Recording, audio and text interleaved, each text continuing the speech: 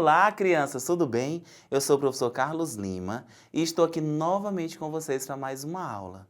O que será que nós vamos aprender hoje, hein? Vocês já estão de olho aqui no meu cartaz, né? Já tem uma noção do que nós vamos estudar. Nós vamos falar sobre lendas. Você sabia? Lendas. O que serão lendas? O que será lendas? O que é lenda? Ah, professor, eu sei, mais ou menos. Eu sei algumas coisas sobre lendas. Já estudei.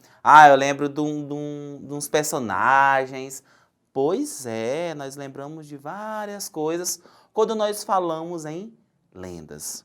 Tudo bem? Só que é impossível nós falarmos de lendas se antes nós não falarmos do folclore, né?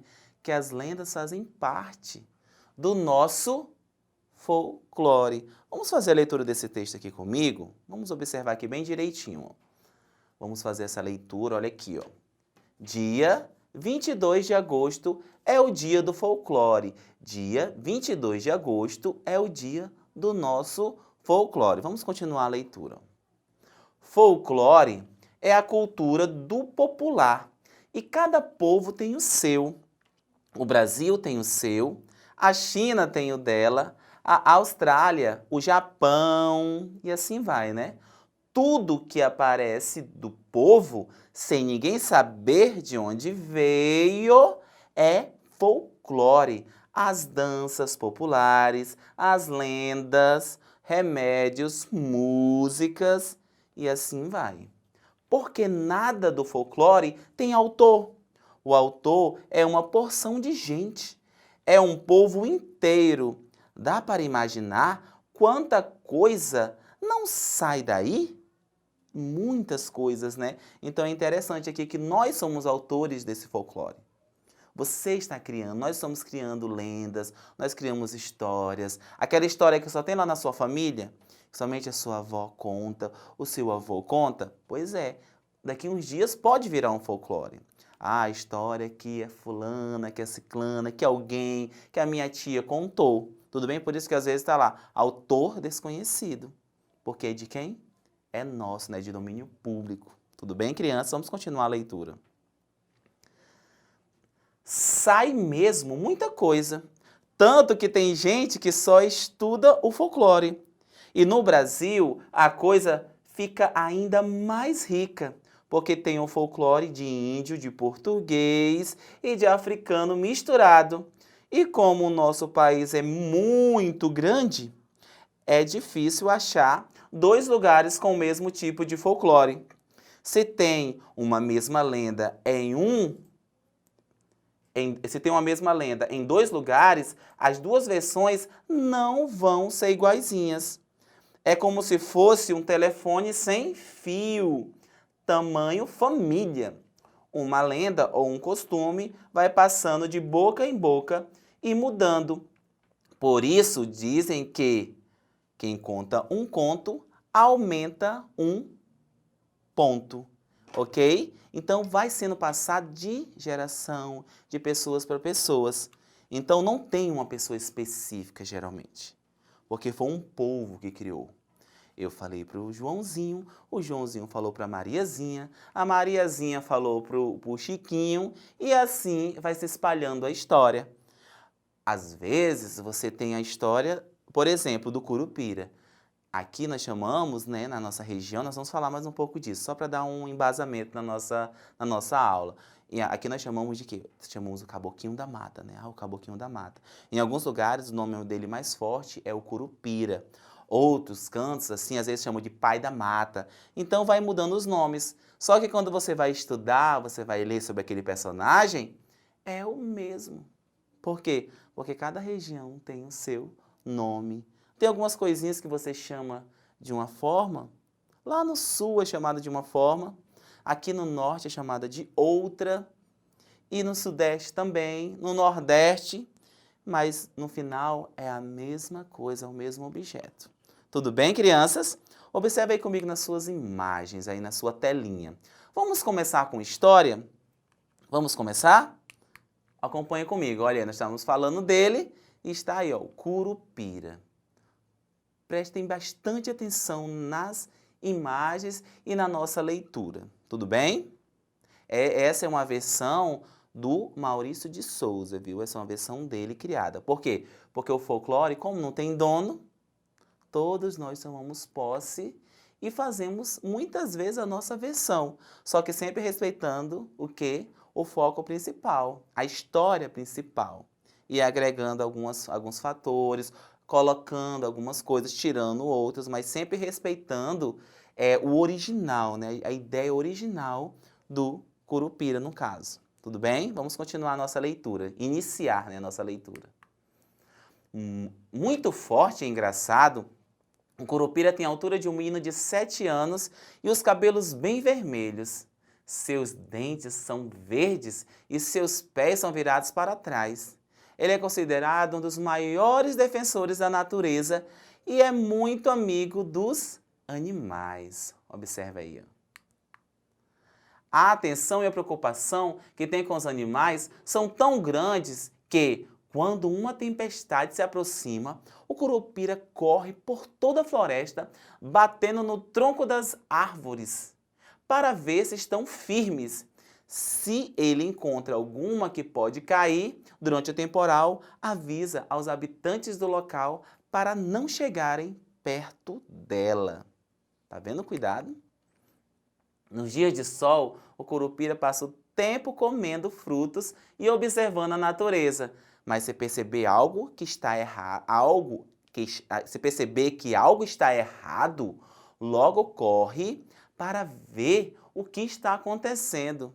E nem pense em correr atrás dele. Ninguém pode alcançá-lo. Sua velocidade é tão grande que a nossa visão não consegue acompanhá-lo.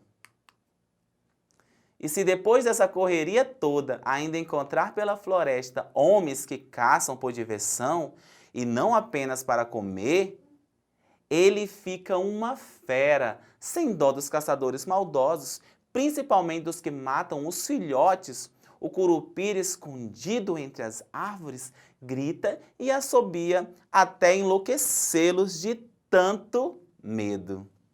Observa aí a imagem, ó. Olha o que ele faz, ó. O caçador e o Curupira lá atrás da árvore. Mas não foi isso que aconteceu numa certa manhã de sol.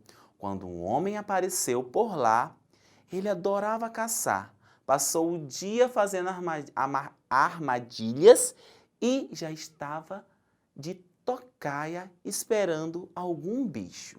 Observa aí as armadilhas que ele está formando. Então o Curupira aproximou-se furioso e disse: quero uma explicação sobre as arapucas que encontrei no caminho. O que está fazendo? O caçador, tentando enganar o Curupira, foi logo mudando de assunto. Olá, amigo. Eu sabia que podia te encontrar. Por isso, olha o que eu trouxe. É fumo de corda. Curupira. O Curupira não gostou da mentira que aquele homem contou e foi logo questionando. E para que eu quero fumo de corda? O outro, já tremendo de medo e percebendo que o Curupira estava ficando ainda mais nervoso, respondeu. Sabe o que é, senhor Curupira?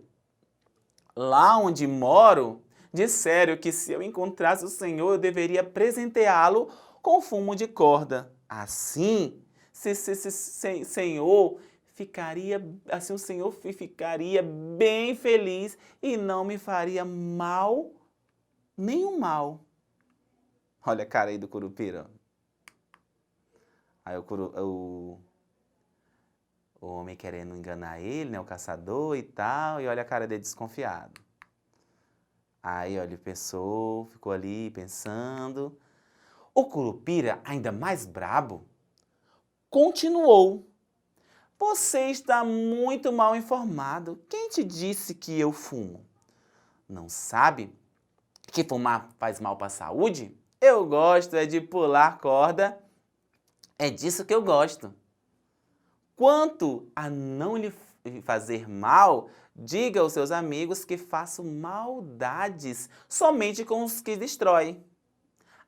somente com os que destrói a natureza. Era isso que deveriam ensinar a você. Olha, já estava bem bravo. O homem estava quase morrendo de medo quando o Curupira concluiu: vou dar um último aviso. Se quiser voltar para sua casa, recolha logo todas as suas tranqueiras que colocou na mata e não se atreva mais, nunca mais a caçar. Se não fizer isso agora, ficará preso na floresta para sempre. E ele rapidinho tá arrumando as coisas, né? Tirando as armadilhas, tirando tudo. E o outro caçador lá, ó, morrendo de medo também. O homem saiu guardando rapidamente todo o material de caça que encontrava pelo caminho e nunca mais foi visto por aquelas bandas. Nunca mais ele foi visto por aquelas bandas. Depois disso, os outros caçadores que agora conhecem a história aprenderam a nunca mais caçar nas matas do Curupira. Proibido caçar, ok? Então o Curupira ele era um protetor da mata, né? Um protetor de todos os animais e tudo mais. E ele jamais iria deixar, né? Jamais deixaria que ninguém fizesse mal. Interessante, né? Ó, vamos ler aqui, ó. Observa aí comigo, continua nessa leitura. Lendas. O que são as lendas? Sempre nós começamos falando de lenda, mas nós não falamos o que era. As lendas são narrativas de origem popular, criadas e transmitidas oralmente. São produções que nascem da imaginação coletiva de um grupo de pessoas ou de um povo. Por meio destas histórias, expressam-se fantasias, medos, dúvidas e incompreensões. Muitas situações são colocadas, né, feitas dentro das lendas, ok? Muitas coisas são expressas, né, expressadas diante, né, das nossas lendas. Como surgiram as lendas? A palavra lenda provém do latim que significa o que deve ser lido. Em sua origem, as lendas formavam um conjunto de histórias que narravam a vida dos santos e dos mártires e eram lidas nos refeitórios dos conventos. Com o tempo, as lendas foram apropriadas por indivíduos comuns que se tornaram populares em razão da comparação entre o seu teor narrativo e os fatos ocorridos na sociedade. Não demorou muito para que estas narrativas evoluíssem e se tornassem muito interessantes e criativas. Atualmente, a lenda, transformada pela tradição, é o produto inconsciente da imaginação popular. São como se fossem coisas criadas, né? Dentro de quê? Dentro de situações. Você acha que a situação pode acontecer ou não? Tem pessoas que afirmam de pé junto, né? Como a gente costuma dizer, afirmam de fato que já se encontraram, né, com o pai da mata, se encontraram com o Curupira, com o Caboclinho da Mata, e que ele fez isso tudo, já levaram surra, já vi caçadores que quando eu andava muito na colônia, eles falavam que já tinham levado uma surra, que ele batia mesmo, que ele não gostava. Então tem pessoas que afirmam de fato e acreditam nessa situação. Tudo bem, crianças? Nós vamos ficando por aqui nessa aula, daqui a pouquinho nós continuamos. E não esqueçam aí na telinha de vocês, ó, não esqueçam de ir lá na nossa plataforma Eduque, porque junto nós somos mais fortes e nós podemos aprender juntos. Vamos lá, crianças? Tchau, tchau e até mais!